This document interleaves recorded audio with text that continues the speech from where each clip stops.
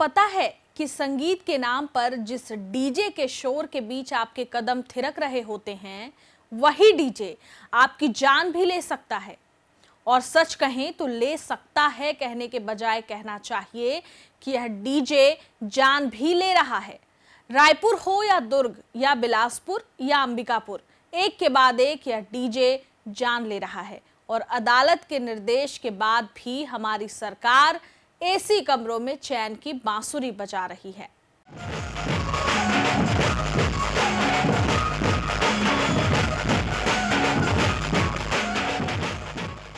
नमस्कार, जरूरी बात में आपका स्वागत है।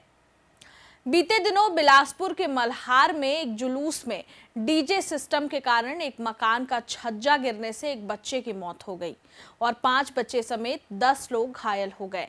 हिंदू नववर्ष की शोभा यात्रा के दौरान यह हादसा हुआ।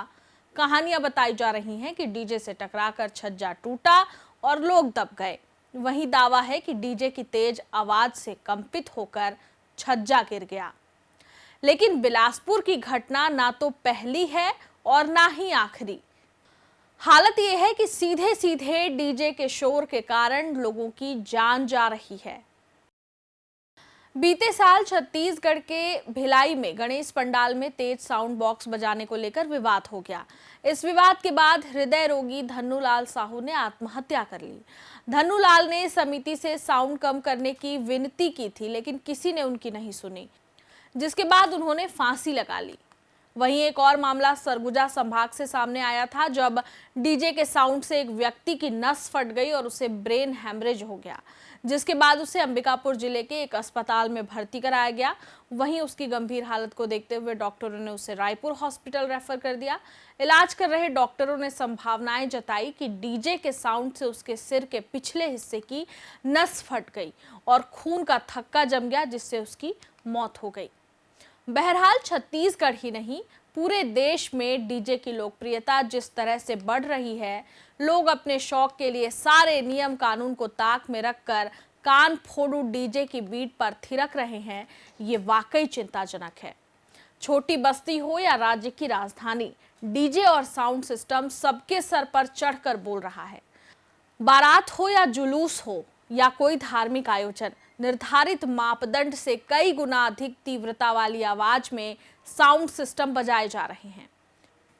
प्रशासन ने 65 डेसिबल तक के साउंड सिस्टम की अनुमति दी है, लेकिन अगर आप सड़कों पर बजने वाले डीजे को मापेंगे तो पता चलेगा कि प्रशासनिक आदेश महज एक चुटकुले से अधिक कुछ भी नहीं है। हालत ये है कि जिन लोगों को इस मामले में कार्रवाई करनी है, उन अधिकारियों के घरों, दफ्तरों और उनके आने जाने के रास्ते में ही गैर कानूनी तरीके से कान फोड़ू डीजे बजते रहते हैं और अधिकारी कान में उंगलियां डालकर निकल जाते हैं। डीजे की बढ़ती लोकप्रियता और होने वाले दुष्प्रभाव को देखते हुए रायपुर पुलिस को साउंड मापने के लिए 2017 में 11 ध्वनि मापक यंत्र दिया गया था। 2019 में 21 मशीन दी गई। सभी थानों को एक एक मशीन बांटी गई। ट्रैफिक अमले को भी मशीन दी गई, जो थानों में धूल खा रही है। कोई भी पुलिस वाला इसका उपयोग नहीं कर रहा है। कई थानों की मशीन खराब हो गई है। ज्यादातर थानों में अनुमान पर कार्रवाई की भी जा रही है। कहीं भी साउंड को मापा नहीं जा रहा है। पर्यावरण संरक्षण अधिनियम के तहत अधिसूचित ध्वनि प्रदूषण विनियमन और नियंत्रण नियम 2000 के अनुसार लिखित अनुमति प्राप्त किए बिना लाउडस्पीकर उपयोग नहीं किया जा सकता। लाउडस्पीकर उपयोग रात में 10 बजे से सुबह 6 बजे के बीच बंद परिसरों को छोड़कर नहीं किया जा सकता। इसके अलावा साइलेंस जोन, अस्पताल, एजुकेशन इंस्टीट्यूट, कोर्ट में या मानक से अधिक ध्वनि विस्तार के लिए ध्वनि एम्पलीफायर का उपयोग करने पर कोई भी साउंड इंस्ट्रूमेंट नहीं बजाया जा सकता। देखिए, ध्वनि प्रदूषण को लेकर जो गाड़ियों में बॉक्स फिट होता है, वो मोटर व्हीकल अधिनियम में बहुत सीधे सीधे लिखा हुआ है कि आप जिस शेप में गाड़ी आरटीओ से पास होती है, उसमें अतिरिक्त निर्माण नहीं कर सकते। जो डीजे लगते हैं गाड़ी में या ऊपर लादे जाते हैं, वो गाड़ी का विरूपण है और इस प्रकार की दुर्घटनाएं होती हैं जो बड़े बड़े साउंड बॉक्स लादे जाते हैं। और तेज ध्वनि से न केवल इसमें बल्कि सामाजिक जो टकराव है वो भी होते हैं। आपने देखा होगा हथकोच दुर्ग के पास एक व्यक्ति ने आत्महत्या कर ली थी जब सामाजिक दुराव आपस में हुआ दो दलों के बीच। तो ऐसी दुर्घटनाएं, मारपीट की, आपस में पुलिस कर्मियों को मारना या उपद्रव हो जाना, ये तो डीजे और बहुत ज़्यादा शोर में होता ही है। लेकिन इसके अलावा स्वास्थ्य हानियाँ भी बहुत ज़्यादा होती हैं और सुनाई देने में कमी हो जाना तो एक मुख्य कारण है ही तेज़ शोर के कारण। लेकिन फिर भी जो लंबे समय तक शोर में रहते हैं उनके व्यवहार में परिवर्तन, अवसाद हो जाना, या फिर बहुत लंबे समय तक जो लोग शोर वाले इलाकों में काम करते हैं उनको स्वभाव में परिवर्तन हो जाना, ब्लड प्रेशर बढ़ जाना, नींद ना आना और एसिडिटी या हृदय की धड़कन बढ़ना बहुत आम बात है। शोर एक सामाजिक अभिशाप का रूप लेने लगा है और स्वास्थ्य हानियाँ तो हम लोग देख ही रहे हैं, सामाजिक टकराव होता ही है।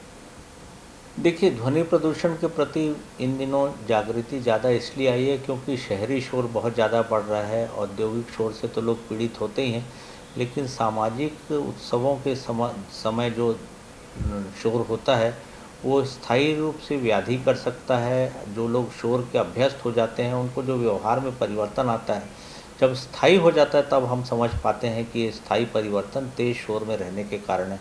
आपने देखा होगा कि अभी एक प्रसिद्ध जो गायिका है वो स्थायी रूप से बहरेपन की शिकार हो गई।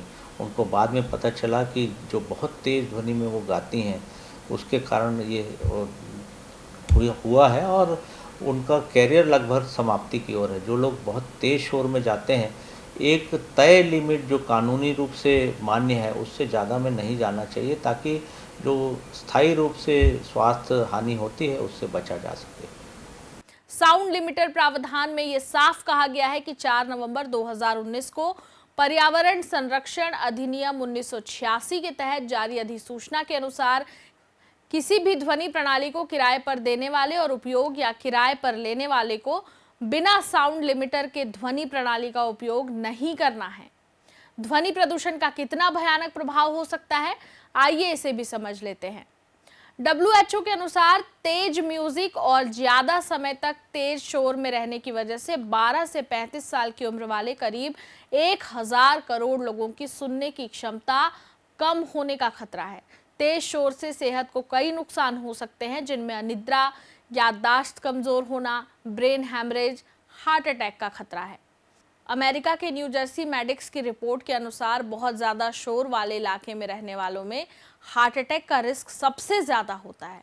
जैसे एयरपोर्ट वाले इलाकों में हार्ट अटैक का खतरा 72% तक बढ़ जाता है। बच्चों, बुजुर्गों या किसी बीमारी से पीड़ित लोगों को तेज आवाज़ से सबसे ज़्यादा खतरा होता है। पिछले कई सालों से रायपुर के नागरिक संगठन इस मुद्दे को उठाते रहे हैं। हालत ये हो गई है कि इस मामले को लेकर हाई कोर्ट की शरण लेनी पड़ी। डीजे के मुद्दे पर लगातार मुखर होकर आवाज उठाने वाले जाने माने चिकित्सक डॉक्टर राकेश गुप्ता को तो जान लेने की धमकी तक दी गई। ईएनटी विशेषज्ञ डॉक्टर राकेश बताते हैं कि तेज और कानफोड़ू आवाज के कारण पूरा राज्य परेशान है, लेकिन जिन्हें कार्रवाई करनी है वो चुप्पी साधे रहते हैं। देखिए, सामाजिक संगठनों और कार्यकर्ताओं के कारण ध्वनि प्रदूषण के प्रति जागृति तो हुई है। बहुत सारे लोग जो पीड़ित पक्ष के हैं या जो इसमें ध्वनि प्रदूषण के सामाजिक दुष्प्रभावों से समाज को बचाने के लिए काम करना चाहते हैं, उनका अलग अलग शहरों में एक समूह बना है जो न केवल ध्वनि प्रदूषण का विरोध करते हैं बल्कि सामाजिक जागृति के लिए भी काम करते हैं। राज्य सरकार ने पिछले वर्ष कुछ आदेश जारी किए थे और सभी जिलाधीशों और एसपी को उसकी कॉपी गई है, लेकिन शुरुआती चौकसी के बाद इस पर बहुत ज़्यादा काम हो पाया ये कहना थोड़ा सा मुश्किल है। जो डीजे के प्रति संवेदनशील लोग हैं वो समय समय पर कोर्ट में या फिर सामाजिक संगठनों में जागृति लाते हैं कि क्या इसमें हानि है और हम लोग वास्तव में ध्वनि प्रदूषण से क्यों बचना चाहिए। ये लगातार चलने वाला अभियान है और मुझे लगता है कि इसमें धीरे धीरे जागृति आने से सामाजिक अभिशाप से मुक्ति मिल पाएगी। देखिए, ध्वनि प्रदूषण तो अलग अलग उसमें स्थानों में होता है, लेकिन मुझे लगता है कि ट्रैफिक और सामाजिक उत्सवों में बजने वाला जो शोर है वो सबसे ज़्यादा चिंता का कारण है। जो लोग ट्रैफिक में बहुत ज़्यादा रहते हैं, जैसे ट्रैफिक पुलिस वाले हैं, आसपास रेहड़ी वाले हैं, या वहाँ के दुकानदार हैं, चौक चौराहों में रहने वाले, वो लगातार कई वर्षों तक काम करते हैं, तो धीरे धीरे उनकी सुनाई देने में कमी न केवल आती है बल्कि व्यवहार में भी परिवर्तन हो जाता है। जो इंडस्ट्रियल वर्कर है, औद्योगिक क्षेत्रों में जो बहुत तेज़ ध्वनि वाली मशीनों में काम करते हैं, उनको धीरे धीरे लगातार कई वर्षों के बाद सुनाई देने में कमी स्थायी रूप से हो जाती है, उनके व्यवहार में परिवर्तन आता है, मांसपेशियों में संकुचन होने के कारण तनाव और अवसाद में रहते हैं। ऐसे मरीज ब्लड प्रेशर और विभिन्न दिल की बीमारियों के शिकार भी होते हैं। ये लंबी स्टडी है, जिनको बहुत शोर में रहना है, उनको हाइपर एसिडिटी की शिकायत होती है और स्थायी रूप से व्यवहार में परिवर्तन, चिड़चिड़ापन भी आता है। मुझे लगता है कि ध्वनि प्रदूषण के प्रति और जागृति की ज़रूरत है, ताकि समाज इस दुष्प्रभावों को पहचान सके। इस पूरे मसले पर कोर्ट का आदेश क्या है, आइए इसे भी समझ लेते हैं। 2016 के उच्च न्यायालय के आदेश में और राज्य शासन के आदेश में स्पष्ट उल्लेख है कि किसी भी वाहन पर डीजे बजाने पर उसे जब्त किया जाएगा और कलेक्टर द्वारा उसे छोड़ा जाएगा। परंतु पूरे प्रदेश में एक भी प्रकरण ऐसा नहीं हुआ कि डीजे जब्त कर कलेक्टर द्वारा कार्रवाई की गई हो। इसके विपरीत कोल्हन अधिनियम के अंतर्गत प्रकरण दर्ज करके डीजे ऑपरेटरों को बचाया जाता है। कोर्ट के आदेश के अनुसार एक ही वाहन में 2 बार डीजे बजाने पर उसका परमिट निरस्त करना है, जो कि माननीय उच्च न्यायालय के आदेश के बाद ही पुनः दिया जा सकता है। परंतु राज्य में ऐसा कोई मामला आज तक नहीं हुआ।